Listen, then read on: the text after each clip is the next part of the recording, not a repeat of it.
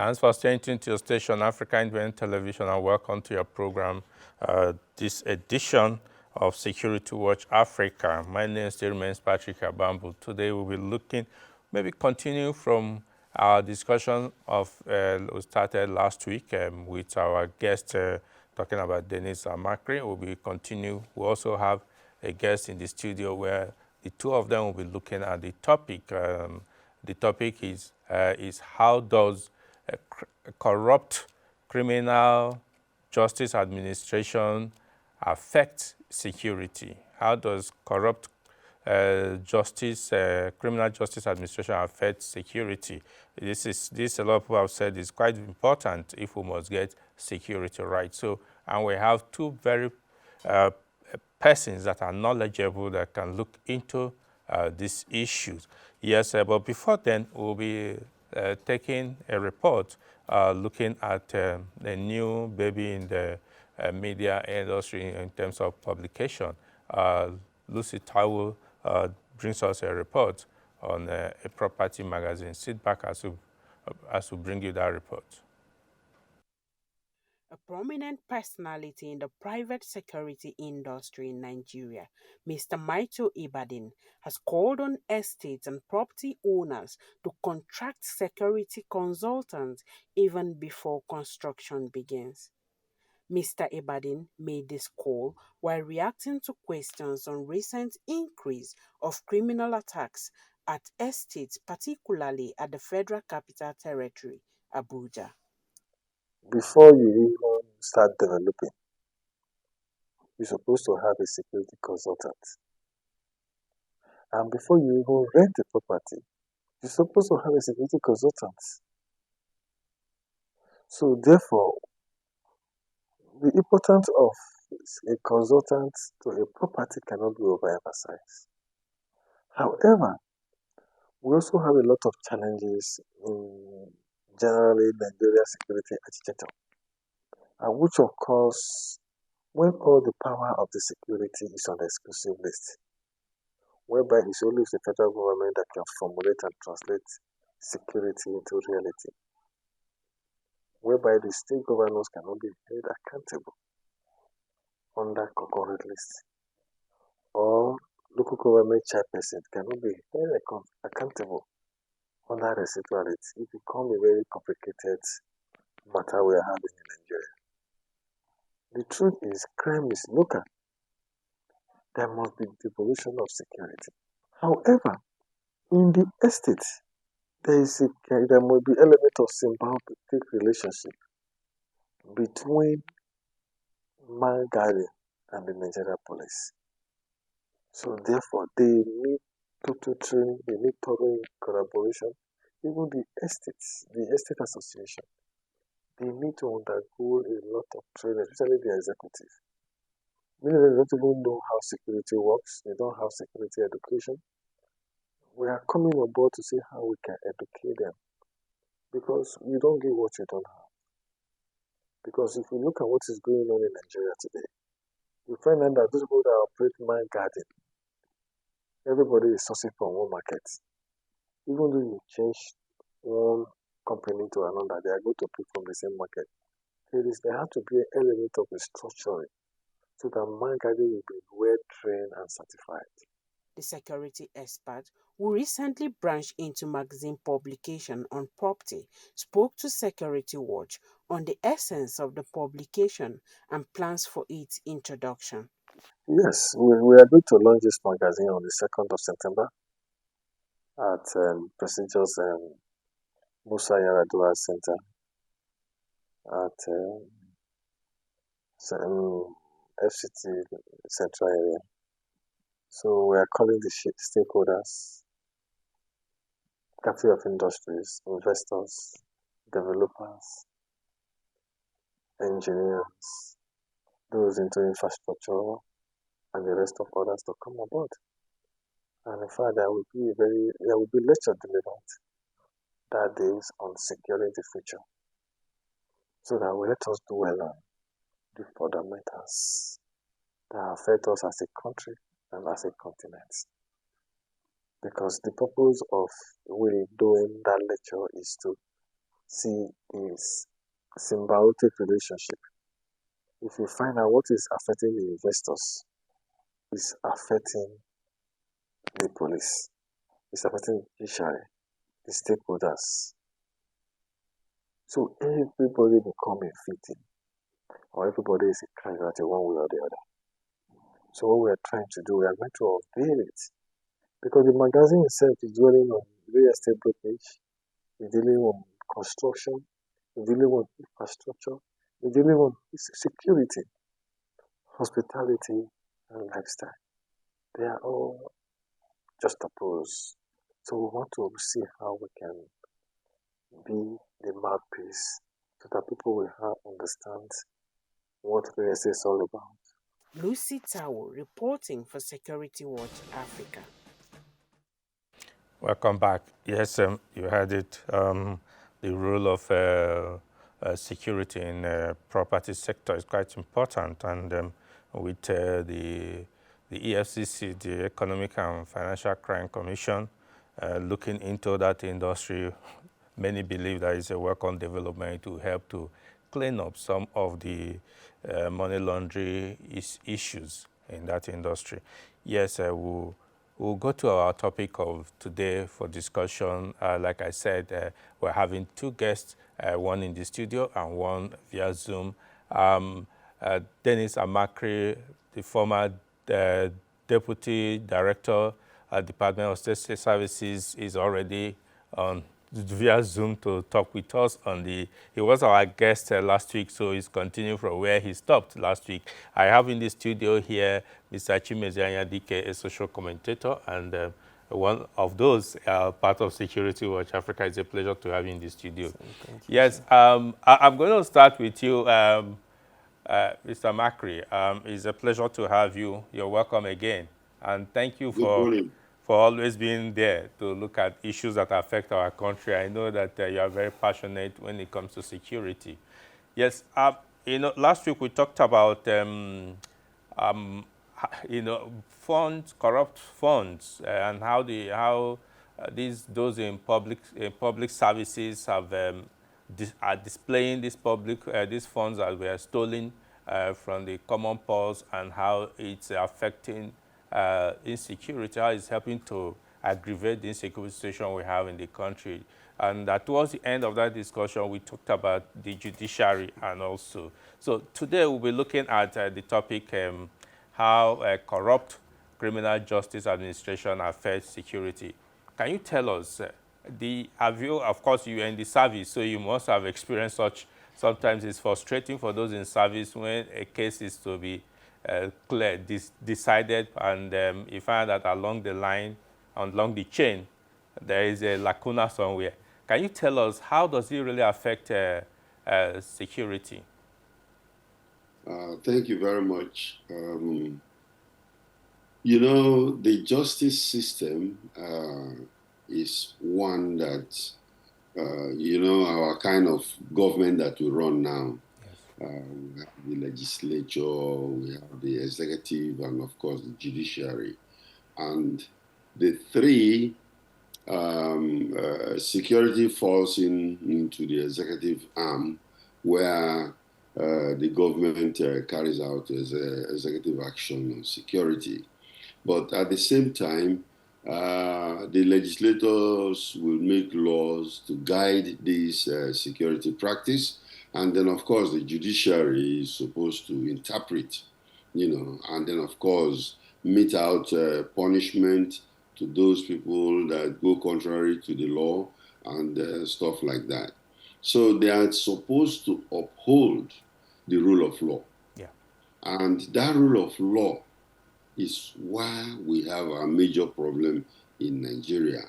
Because when there is no transparency, and when there is marginalization, and when you have people doing whatever impunity, and when all these kind of things happen, and especially like what we discussed last week, where there are people, governors especially, displaying wealth with audacity, the rule of law is supposed to come in and then look at it and interpret what is happening.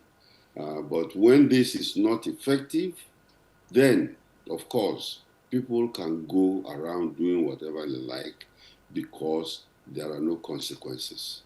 And that also will create a lot of problems. So we're coming back to you. Well, let's hear, because I know that by the work you do of being part of security work like this, you also interact with a lot of people, maybe some people who have had one experience or complain about. How do you think this can affect security in the country? Yes, and thank you very much, sir. I would want to agree most specifically with one thing Mr. Dennis said, which is impunity. The level of impunity with regards to upholding the rule of law or adhering to the rule of law within the justice system in Nigeria is very alarming, where you find people that could be highly placed in society deploying the security forces as their personal arms of vindictiveness, as their personal hound dogs, and where you will find out they use security agents to pick up people that they don't like or people that offended them, people that did not particularly commit any crime. With regards to, I particularly like how Mr. Dennis outlined it, where the executive sets out the security apparatus to handle cases of criminality or perceived criminality with guidelines from the judiciary. And when that is not adhered to, it means that the rule of law has essentially been upended, been turned upside down.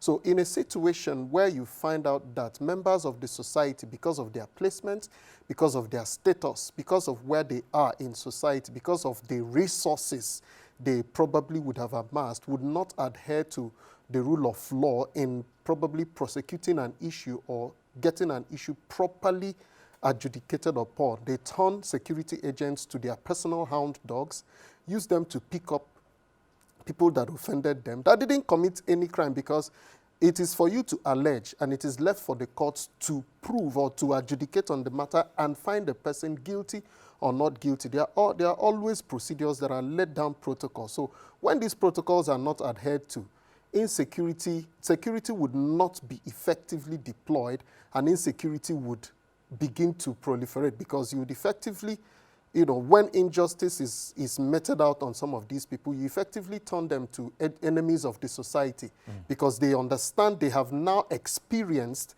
injustice, and they would now interpret it as the society or the law or the government is not carrying out its responsibility of protecting them, or and preserving their rights and privileges. So they will just see it as an opportunity for them to turn to enemies of the state, and that is how these things continue to escalate and proliferate, and then turn out to be the perceived norm in society. Yes, I'll come to you, Mr. Makri, again. I always want to refer to when you were in these services, because I know that you were quite active then. Today, following what you have said, we have seen where some suspects, people who are arrested, said yes, they were arrested for so crime, which they never commit, but in the prison or wherever, they were indoctrinated. Now they are now becoming outright criminals. How does that work? How does that happen? Well, the thing is this, the justice system in Nigeria have to be reformed. Yes. Reformed in the sense that, there should be a difference between jail and prison. Yes. Many people don't understand this. Jail is a holding house, to keep criminals or suspected criminals. You put them there, and then from jail, you take them to court. From court, if the judge or the magistrate now go ahead and sentence them, find them guilty, then they are moved to the prison. And the prison, which we now call correctional facilities, is good, because, and we hope that they are actually living up to the name that they have changed to. Because the correctional centers are not supposed to be a cage where you lock down people and then, of course, like dogs, and they stay there, and you find out that some of them die of sickness, they are not well fed, they are not, well treated, the environment is dirty, it's not clean, and then, of course, by the time they come out, they have started to see society as one that is against them. They were innocent, but now the society has punished them for being innocent, and they feel like they have to revenge. They have to revenge back on society of what, has been done, the wrong thing that has been done to them. So you find out that that all originates from, the judicial system, where we allow, what do they call them now? Awaiting trials. Awaiting trial, yeah. Yeah, many of them are, of course, In they are fact, waiting trial. They've not been tried, so they are not criminals, and then you're putting them there. And the other day I was watching TV, somebody who has been in awaiting trial for how many, 8 years? 8 years. Some are even 20 years. Yes, there are many like that. So it is something that we have to look at if we want to correct the security system. Yeah.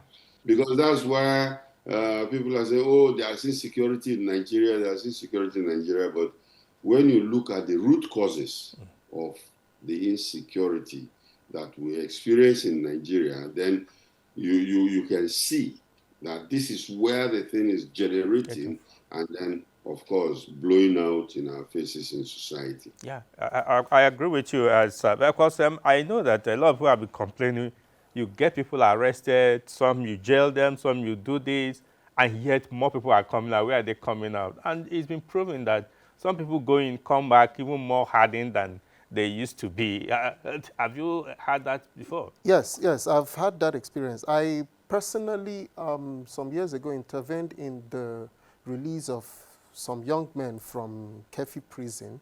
And what really got me sorrowful after the experience is that one of them, the very next week, was arrested and sent back to the same prison because he came out and went to commit another crime. He was arrested and he's sent back. I want to piggyback off what Mr. Dennis has said concerning the essential role of the Nigerian Correctional Service. Now, it is a service, so it means that it is supposed to be saddled with a responsibility within the society, within the nation. And what is that responsibility?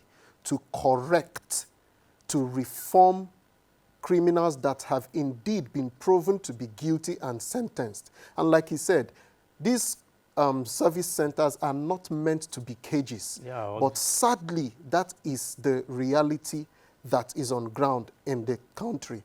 These centers, these service centers, these correctional centers are essentially cages. Because if we are supposed to holistically look at the entire service, we would understand that it is meant to reform these individuals that have run afoul of the laws of the nation, to bring them back to become upstanding citizens, to become upstanding members of the society. And that is why it is called the Nigerian Correctional Service. Now, if the service does not fulfill its mandate, it means that there is a systemic failure somewhere. And what are the things that are meant? What are the correctional services? They are supposed to be engaged in vocational services.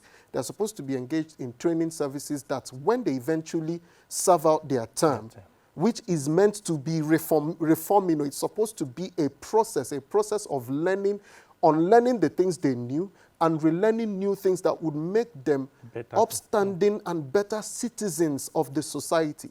Now, when that is not achieved because of systemic failure and they are released, what essentially was achieved? You put them there, worsened them, they became worse, and the purpose of correction, the purpose of reformation was not eventually achieved. And they are sent back into the society with nothing other than becoming worse versions of themselves, and they become worse criminals, commit worse crimes. You see people that used to be pickpockets, that used to be petty thieves, they come out, they become armed burglars, they become kidnappers, they start indulging in a lot of more terrible criminality. And at the end of the day, you ask yourself, do we really want to achieve the purpose of criminal administration in Nigeria, or do we just want to have prisons, or do we just want to have cages where we just keep these people, keep them out of the sight of society, and when they are done, you just bring them out, let them do whatever they like. If they run afoul again, you put them back. Recycling. Yeah, so let me come back to you, Mr. Dennis. Now, you have given us what I could call definition of jail and prison. Yeah. Is prison supposed to be a punitive center? Because I'm hearing about reforming the suspects or the criminals. Is it supposed to be primitive, or is it supposed to, can I say, a dry cleaning place, or where you can clean this person to become better in future? Because I think that is where some people also get it wrong here. They don't quite understand. From your own understanding, what really is prison service or supposed to do? Okay. This angle that you've raised is why when you look at the definition of prison, in the mental capacity of many people, they will think that prison is a lock-up area. Yeah. First of all, I spoke about jail. And jail is run by the police or the sheriff or the state police. That's why we're asking for all these things. Because when we have these things, then these things will be now operational and support the democratic system that we have. So somebody, for instance, was caught for stealing a goat. The police will arrest him, and then, of course, put him in jail. And the reason for jail, like I said, is a holding space. They should remain there for 24 hours, highest 48 hours, before they appear before a judge. And it is the judge now that will either give them bail or sentence them if he finds them guilty and send them to prison. And now, which we call the correctional center now. So with the new nomenclature, and what prison is actually supposed to be, is a correctional facility. Beautiful. And that's why you find out that in Nigerian prisons, sometimes the judge will say you are sentenced to 10 years with hard labor. What is hard labor? Are you going to be breaking firewood, or you are going to be cutting, working in a farm, or what? What is the hard labor? All prisons, there's no place that you go and relax. They will lock you up in your cell and you relax there. And then, of course, the people in hard labor are the ones that are supposed to be working. No. A correctional facility is one that will take in people and change them from what they used to be, the antisocial habits that they have will be corrected. Okay. Some even go to school and get degrees.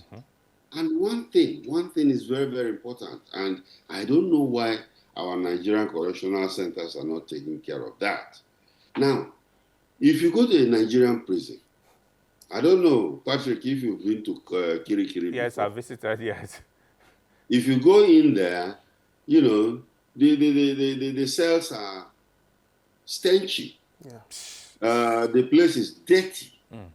And, there are, the cell is holding, a cell that is supposed to be maybe for 2 or 3 people is holding about 20 people. Yeah, or more. Some of them sleep on top of each other. Okay? Now, that is not a correctional system facility, that we are operating. Now, when you look at it, the prisons overseas are one that are, well-funded and well-maintained, and is so clean. including what the prisoners are wearing. Very.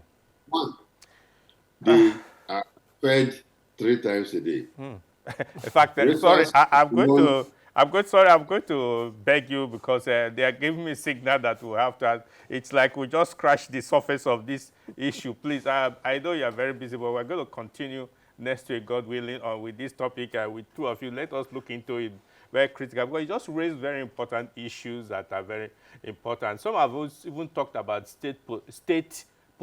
prisons. Some have even talked prisons. about Yeah. commercialization of this prison service, like in some countries where it's done. Next week, we're going to, sorry, we have to end this program for that program to continue. Thank you, gentlemen, for being our guests today. It's a pleasure. Mr. Dennis Amakri and Chimeziem Anyadike. Thank you so much. Thank you very much, sir. Emma.